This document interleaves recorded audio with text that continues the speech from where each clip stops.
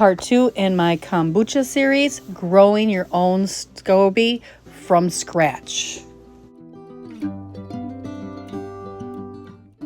Rebel canners teaching all kinds of food preservation, especially the old ways. We all can use a little bit more of the old ways these days.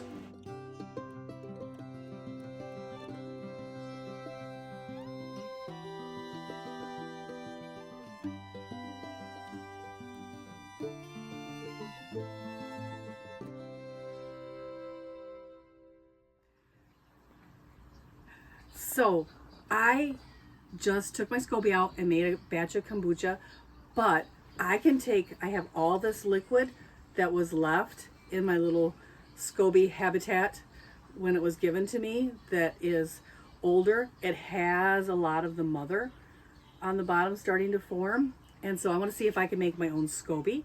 So I'm going to take this, I'm going to add 1/4 cup of sugar dissolved in some strong black tea and see if I can't get myself a mother. So let me show you that.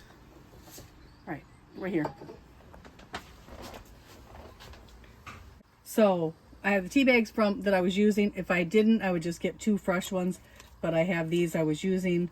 I'm going to go ahead and put them in my 2 cups of water, and I'm going to add my 1/4 cup of sugar, and I'm going to brew a strong black tea as the basis for my Scoby starter.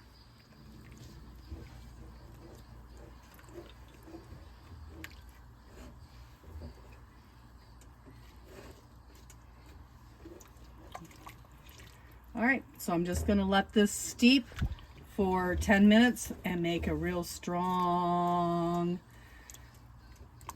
black tea, concentrated black sweet tea. And that will help grow my brand new Scoby. And I want to make sure I got as much of this at the bottom as I could. All right, so now we got some room in here. And this 1/2 gallon will make a nice little Scoby. All right. Okay, so you have your sweet concentrate.